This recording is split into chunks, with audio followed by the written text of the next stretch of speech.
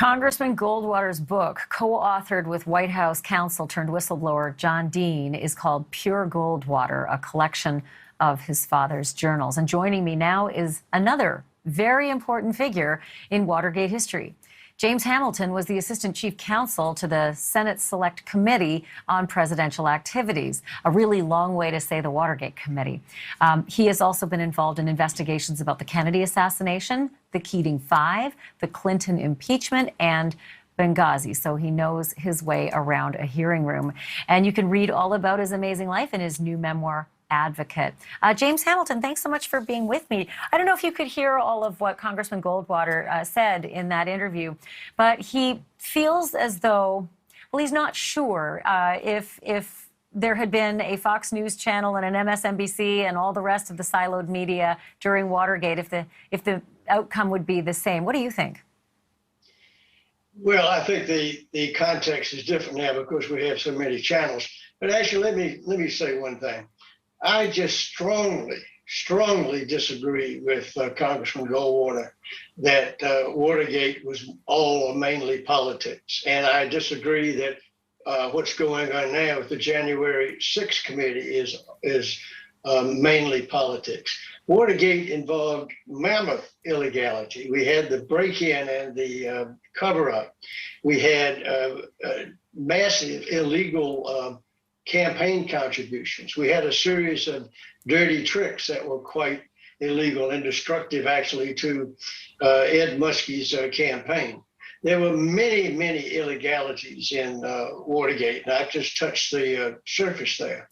And also, what happened on January 6th is not just politics. It was a break-in of the Capitol, destruction. People died, people were injured, and many people have been prosecuted. I think there were 800 people that are under investigation, and a number have been indicted, a number have pled guilty, and some have been convicted in trials. So this is not just politics, this is illegality. Sure, there's a tinge of politics and all of this stuff, but there are crimes here, and we must treat these things as crimes. And January 6th must be investigated to see how high these crimes go. And I think the committee is doing a service to the nation. And I think, sure, the price of gas is important, the price of food. We're all paying more for gas and food. But I don't think the prices we pay are more important than our democracy, which has been under attack, and I think you will on the liberal channels, you will see that they say we can walk and chew gum at the same time. We can deal with the economic crisis that we're dealing with, and we can also look to see that potentially one of the biggest devastating affronts to our democratic experiment may have happened if there can be evidence that ties the Oval Office to a conspiracy of causing that riot to happen in effect to try to stop the transition of power at 1:30 on January 6th.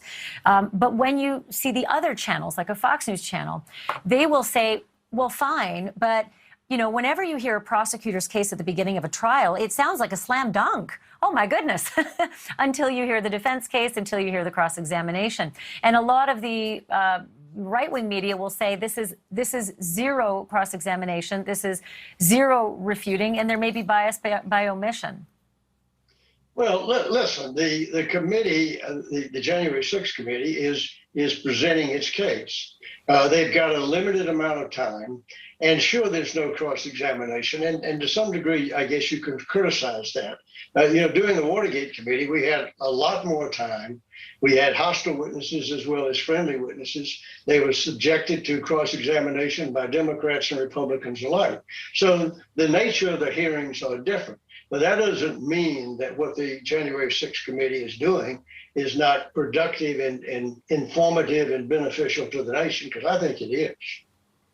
So some of the things that are being said, and I cover legal news, so I am a stickler for evidence. And some of the evidence that I've seen presented in the witness testimony has been gobsmacking. But again, so many Americans aren't hearing it.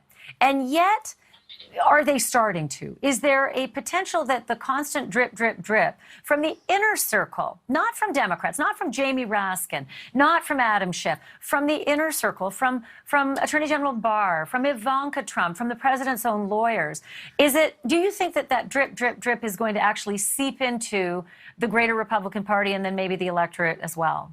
Well, first of all, I'm not an expert in the Republican Party, but one would hope that people of all stripes are listening to this.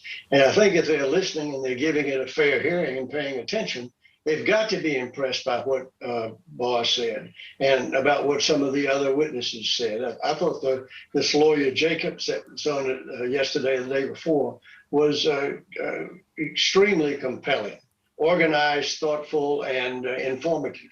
So I hope people are listening, because I think if people are listening and are fair-minded, these hearings should be making an impact.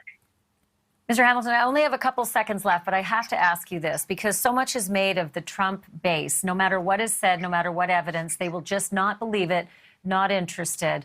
And I wonder if there was a Nixon base. Was there a Nixon base that could not be convinced that anything was wrong or that Nixon did anything wrong?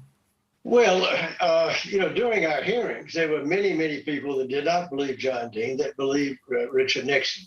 I think the longer the hearings went on, maybe that base was diminished somewhat. And then, of course, when the tapes came out that showed that Nixon was involved in the cover-up, I think a lot of minds were changed. Certainly a lot of the political minds in the Hill, the Republican minds in the Hills were changed. And Senator Goldwater and others went down there and convinced Nixon that he had to leave because he was going to be not only impeached, but convicted by the Senate. Yeah, and we were all watching the same channels back then, so different day. James Hamilton, thank you so much. It's good to see you. I appreciate you doing this on the 50th anniversary of Watergate. His book is called Advocate. Thanks again. I appreciate it. Thank you for watching. Go to newsnationnow.com to find NewsNation on your television provider. And don't forget to click the red subscribe button below to get more of NewsNation's fact-driven, unbiased coverage.